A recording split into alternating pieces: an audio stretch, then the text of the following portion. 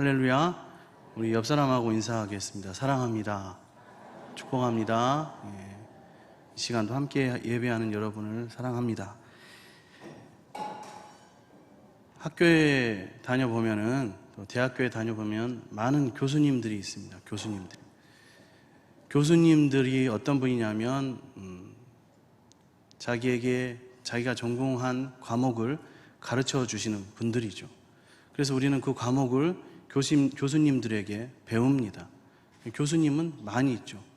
그렇지만 교수님이 있지만 스승님이 또 계십니다. 교수님 중에 스승님은 계속해서 그분에게 제자로서 배우고 싶고, 그분의 생각과 사상과 무엇보다도 삶을 따라가고 싶게 만드시는 분, 그런 감동을 주는 분을 우리는 스승님이라고 합니다. 교수님은 많지만 스승님은 많지 않습니다. 그리스도인은 예수님의 제자입니다. 그래서 예수님의 제자란 예수 그리스도의 삶과 사상과 생각을 본받고 따라가는 자들이라고 할 수 있겠습니다. 하나님은 저와 여러분이 참 그리스도의 제자가 되기를 원하십니다. 오늘 말씀을 보면은 1절에 25절에 수많은 무리가 함께 갈새 예수께서 돌이키사 이르시되 하면서 주님의 교훈이 시작됩니다. 예수 그리스도의 기사와 이적과 그 매력적인 교훈의 말씀으로 인하여서 예수님 공생의 기간 많은 제자들이, 많은 사람들이 예수님을 따라다녔습니다. 그리고 예수님을 초대하시고 또 예수님과 함께 식사하곤 했습니다. 이러한 자리들을 마치시고 이제 다시 길을 갑니다. 그때 예수님을 기다리던 큰 무리가 예수님과 함께 길을 나섭니다. 상상해 보면 앞서거나 뒤서거니 하면서 예수님을 중심으로 사람들은 연신 예수님을 외치며 환호합니다. 한마디라도 좋으니 저마다 사람들은 예수님의 말씀을 듣기를 원했습니다. 그렇게 주님을 따라 나섰던 것이죠. 예수님 주위에 몰려들었던 많은 사람들은 다양한 이유로 예수님의 가르침을 듣고자 했습니다. 어떤 사람은 예수님이 가시는 곳마다 일어났던 신기한 일들 때문에, 또 어떤 사람은 권세 있는 말씀을 듣고 싶어서, 어떤 사람은 소문대로 예수님이 과연 메시아이신가 라는 사실을 확인하고 싶기 때문에 따라다녔습니다. 말씀 앞에 있는 오늘 저와 여러분, 우리도 어떤 목적으로 예수님을 따르고 있는가를 우리는 분명히 생각해 보아야 합니다. 수많은 무리 가운데 한 사람으로 예수님을 따르는가, 아니면 다시 없을 유일무이한 예수님의 참 제자로서 살기를 소망하며 예수님을 따르고 있는가를 우리는 돌아봐야 합니다. 예수님은 다양한 이유와 목적을 가지고 따라오는 무리들을 보시며 제자의 삶이 무엇인지를 말씀하십니다. 제자로 살아갈 사람들은 어떤 각오를 가져야 할 것인가, 어떤 자세로 하나님의 말씀을 따라야 할 것인가를 말씀합니다. 특별히 오늘 예수님은 사람들을 향하여 제자가 되려고 하는 자의 자세를 3가지 비유를 들어 교훈하고 계십니다. 첫 번째가 바로 망대를 세우는 자의 비유입니다. 이 망대를 세우는 자의 비유는 예수님과 뗄래야 뗄 수 없는 헤롯 일가의 유명한 건축 사업을 배경으로 하고 있습니다. 헤롯 왕이 수많은 건축을 하였죠. 헤롯 일가는 자신들의 권세를 과시하기 위해서, 또 유대인들의 환심을 얻고 로마 황제의 환심을 얻기 위해서 성전을 증축하고 많은 건축 사업을 벌입니다. 그런데 그 당시 대부분의 공사가 완성을 맛보지 못하고 미완성으로 끝나는 경우가 있었습니다. 그들은 자신들의 권세를 자랑하고 싶었으나 반대로 사람들에게 조롱과 비난을 당합니다. 준공이 목적인데 준공하지 못하였기 때문에 조롱과 비난을 당하는 것이죠. 준공하지 못한 이유가 무엇입니까? 그에 합당한 수단인 비용을 제대로 계산하지 못했기 때문에 시작만 하고 준공되지 못한 일들이 많았다는 것입니다.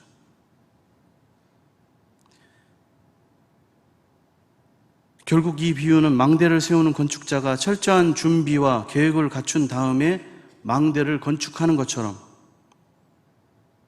제자가 되려는 사람, 제자의 길이 어떤 길인가를 확실히 인식하고 예수님을 따름으로써 중간에 포기하는 일이 없어야 함을 가르치시는 말씀입니다. 우리 삶에 적용해 보면 준공은 무엇에 해당합니까?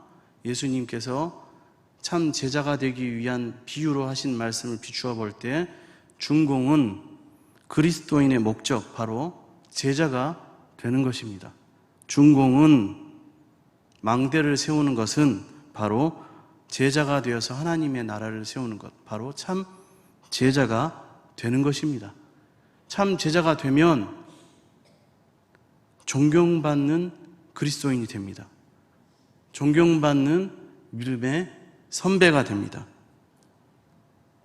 존경받는 목사, 장로, 권사, 집사, 선교사, 청년, 그리고 교사가 되는 것입니다. 그런데 이에 따른 비용이 듭니다. 비용은 바로 섬김과 수고와 나눔과 헌신과 삶의 경건을 유지하는 것과 믿음의 모범이 되는 것입니다. 이러한 비용을 치르지 않는다면 존경받는 믿음의 선배요, 존경받는 참 제자가 될 수 없다는 것이죠. 겉으로 존경받는 믿음의 선배인 것처럼, 존경받는 목사인 것처럼, 존경받는 장로인 것처럼, 교사인 것처럼 살아가지만 그 비용을 지불하지 않았기 때문에 그 망대는 완성되고 준공되지 않습니다. 그러면 조롱받고 비웃음 받을 수밖에 없는 것이죠. 누구에게 그렇습니까? 세상 사람들에게, 그리고 믿음의 후배들에게, 믿음의 다음 세대들에게 조롱받고 비난받을 뿐입니다.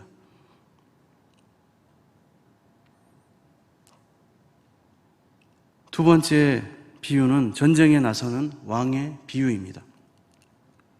이 비유 역시 당시의 역사적 상황을 토대로 하신 말씀으로 헤롯 왕가와 아라비아 사이의 전쟁과 관련하여 하신 말씀입니다.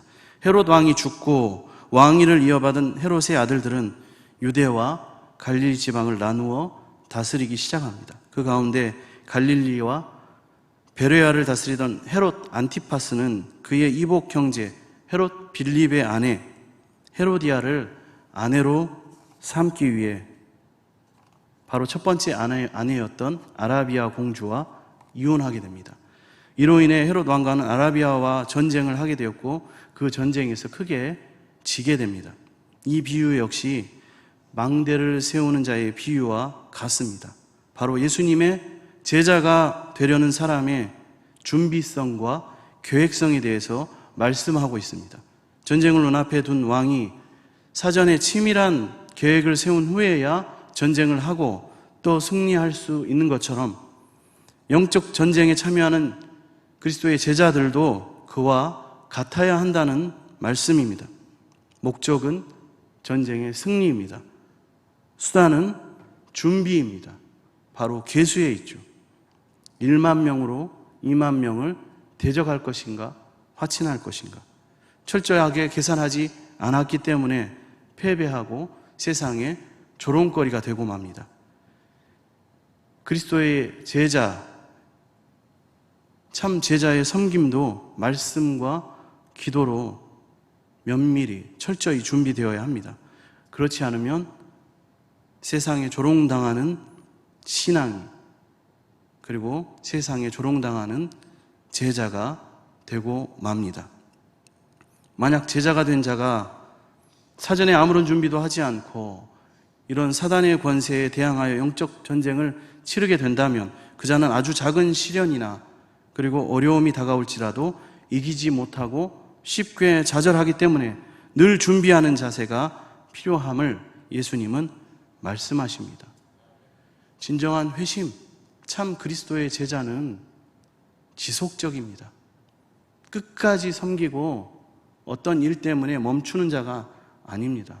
어떤 환경 때문에 예배를 포기하는 자도 아니요, 어떤 상황 때문에 예수님을 일단 이 기간 동안은 멀리하는 자들이 아니라는 것입니다. 세 번째, 맛을 잃은 소금의 비유입니다. 이 비유는 제자가 되려는 자의 헌신과 희생에 대해 하신 말씀입니다. 소금은 녹아지고 맛을 내야만 하는데 짠맛을 내지 못하는 소금이 아무 쓸데없이 밖에 버려지는 것처럼 희생과 헌신의 모습을 보이지 못하는 제자 역시 예수님의 참 제자가 되기는커녕 오히려 사람들의 조롱거리만 될 뿐이라는 말씀입니다.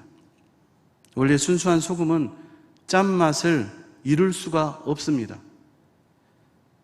34절에 소금도 만일 그 맛을 잃으면 이라는 이 가정의 표현이 등장하는데, 우리가 잘 이해하지 못한 이유를 설명하자면 팔레스타인 지역에서 생산되는 소금에는 불순물이 많이 들어있어서 이것을 정제해서 사용해야만 했습니다. 정제하는 가운데 걸러진 불순물들은 그 모양새가 소금과 똑같이 겉보기에 생겼습니다. 그러나 그 안에 짠맛이 없습니다. 아무런 맛을 내지 못합니다. 그래서 이러한 불순물들은 길가에 버려져서 사람들에 의해 밟히고 없어집니다.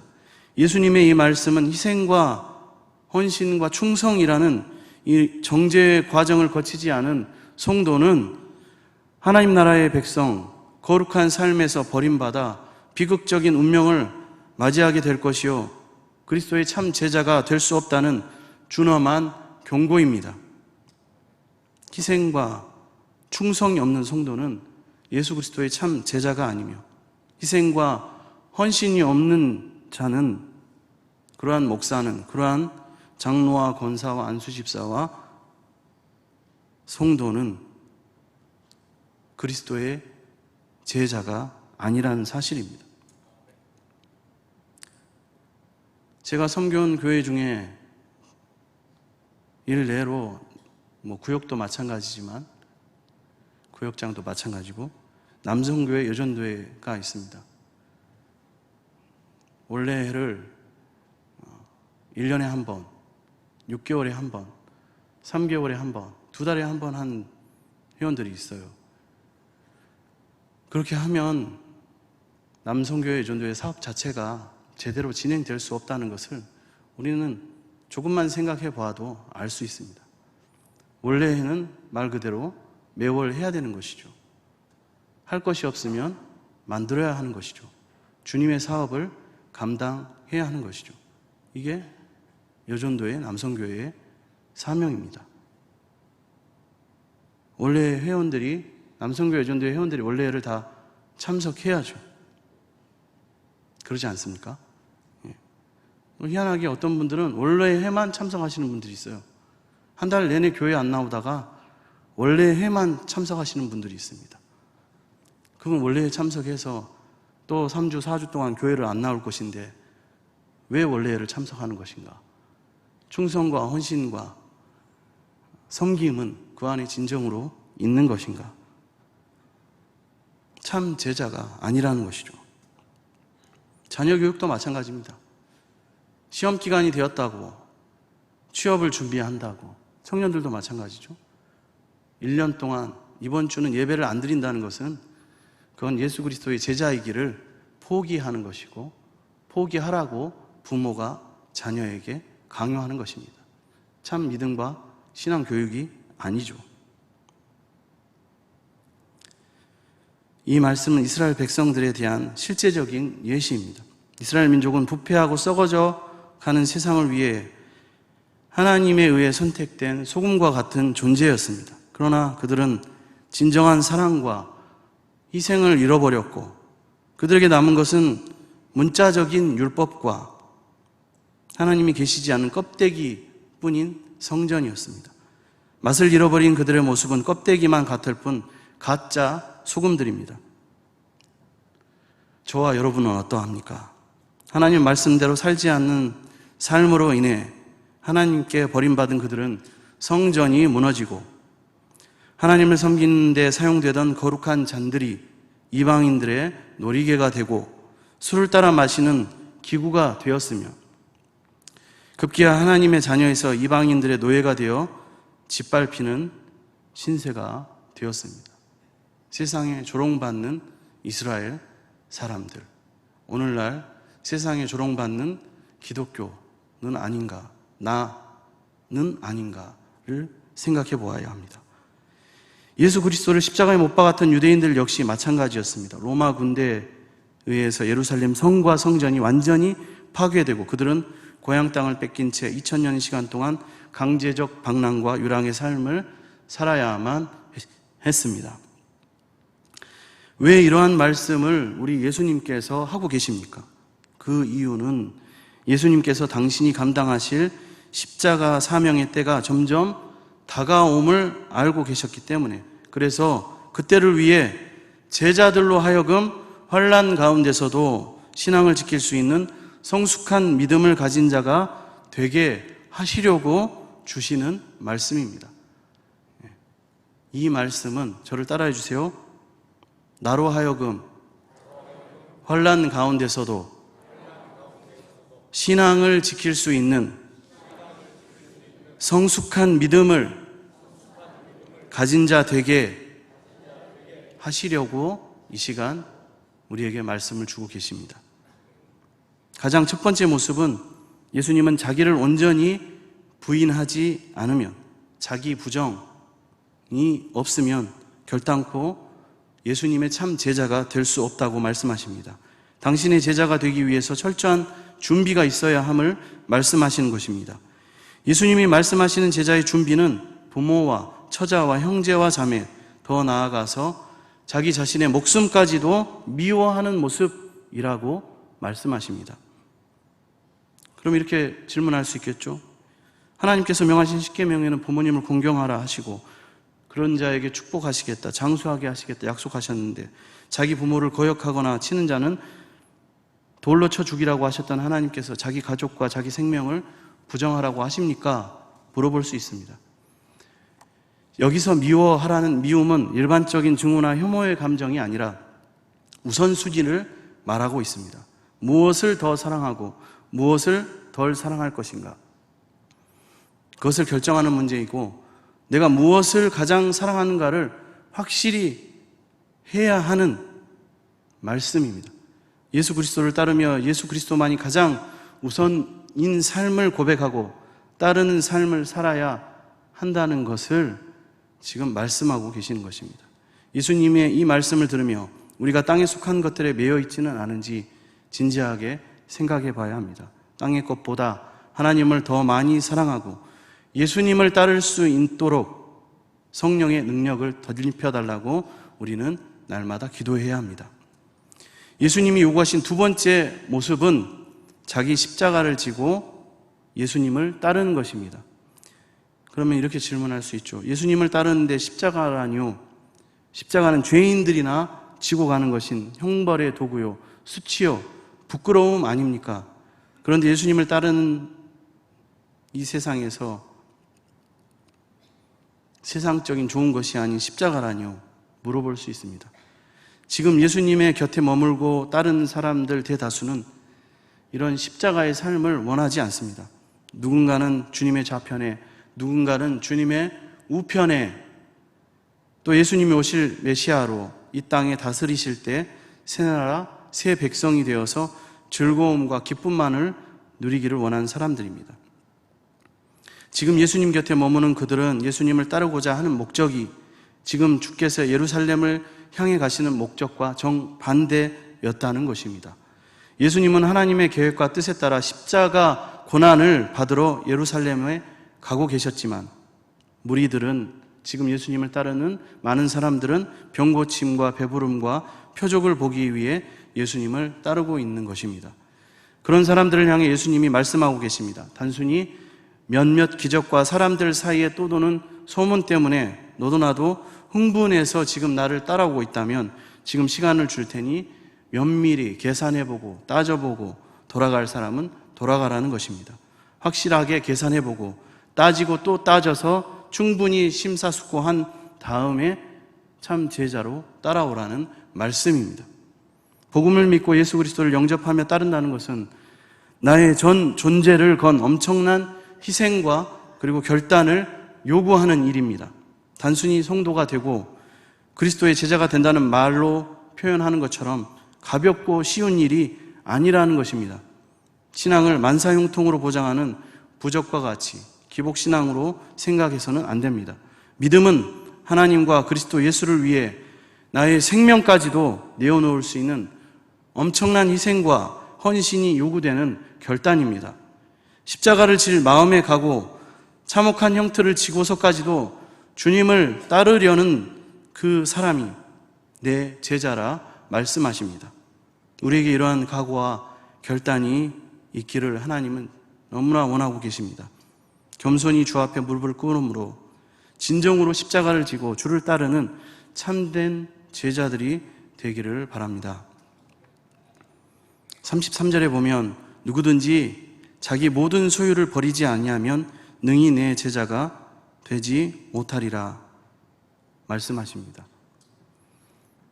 무소유라는 책을 쓴 법정 스님이 한 번은 글을 쓰시라고 비싼 만년필을 선물 받았습니다. 너무나 귀한 만년필이고 소중하게 생각하고 애지중지했습니다. 그런데 시간이 흐르고 똑같은 만년필을 또 선물 받았습니다. 그 이후에 법정 스님은 만년필 2개 다 소중하게 생각하지 않게 되었다고 합니다. 많이 소유한다는 것이 좋은 것인가? 를 생각해 볼 수 있습니다. 최근 장로교 통합총회에서 명성교회 세습 문제를 결정했는데 이러한 부분을 생각해 볼 때 법정 스님에게 무소유라는 교훈을 우리 통합 측 총회와 명성교회가 들어야 하지는 않겠는가? 오히려 가르침을 받아야 할 상황입니다.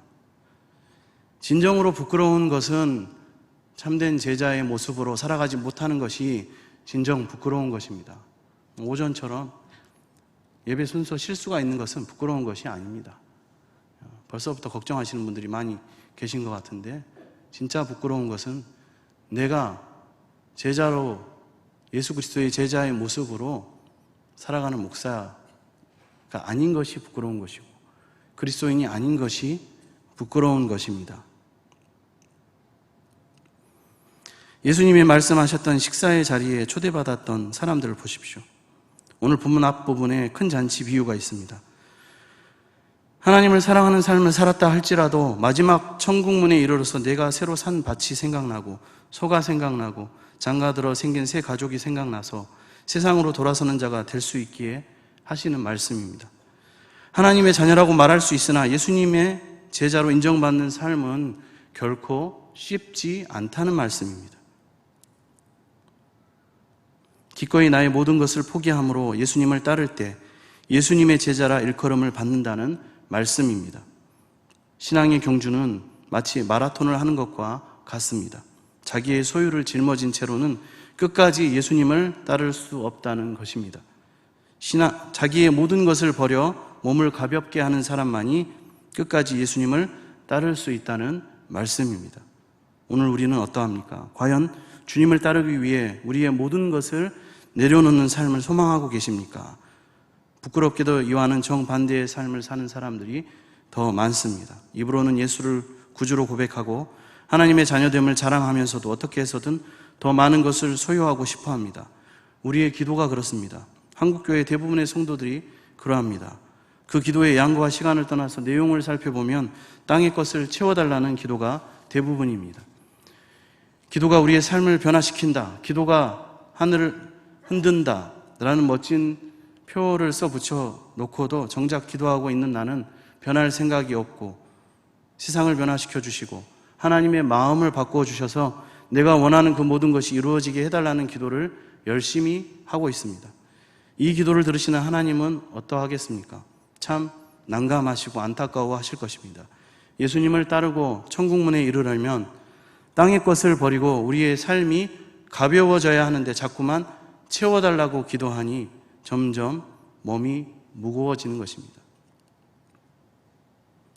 하나님은 우리가 이렇게 기도하기를 요구하십니다.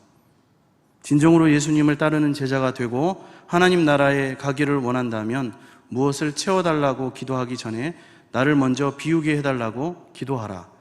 나를 치우고 높아짐으로 남의 섬김을 받게 해달라고 기도하기보다 먼저 나를 비우고 낮아짐으로 이웃과 하나님을 사랑으로 섬기게 해달라고 기도하라. 제자는 소금과 같이 맛을 가진 사람이 되어야 합니다. 소금은 그 모습을 그대로 간직한 채 맛을 내지 않습니다.